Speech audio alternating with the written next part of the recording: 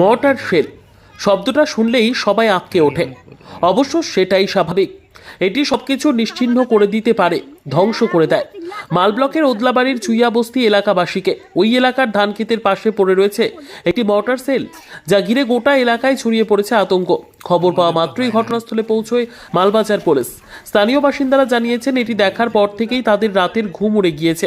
কখন ফেটে যায় এই ভয়ে। কিন্তু কোথা থেকে কিভাবে এই মর্টার শেল এখানে এলো তা এখনো পর্যন্ত জানা নেই কারোরই। বিষয়টি খতিয়ে দেখছে পুলিশ। তবে অনেকেরই অনুমান, পাশে যেহেতু ঘিস নদী, সেই নদীতে হয়তো এই মর্টার সেলটি ভেসে এসেছে। এরপর নদী থেকে কেউ হয়তো গ্রামে এনেছে, সেটাও খতিয়ে দেখছে পুলিশ। জানা গিয়েছে, পড়ে থাকা এই মর্টার সেলটি এখনো পর্যন্ত উদ্ধার করার নিয়ে যাওয়ার কোনো পদক্ষেপ করেনি প্রশাসন। আমি সবসময় থাকি, আশেপাশে তো অনেক বাড়ি আছে। হ্যাঁ, তো কি চাচ্ছেন আপনারা? উঠাই নিয়ে যান, তো পুলিশ পুলিশ উঠাবে, নিয়ে যাবে। আপনার নাম? কাশিরাম বিশ্বাস। তো ভাইয়া মুই তো বাড়ি দিয়ে আসনু, তো পুরা দেখা যায় ভিড়ভাড়টা বুঝলেন। তো সাইডে লোকটাও দৌড়ি ধরি আছে, তো মুই আসনু দৌড়িয়া বকল দেখা তো এটা আর কি একটা বিরাট বড় একটা বম, বুঝছেন। আর জং টং ধরছে নাকি কালা কালা হয়ে গেছে।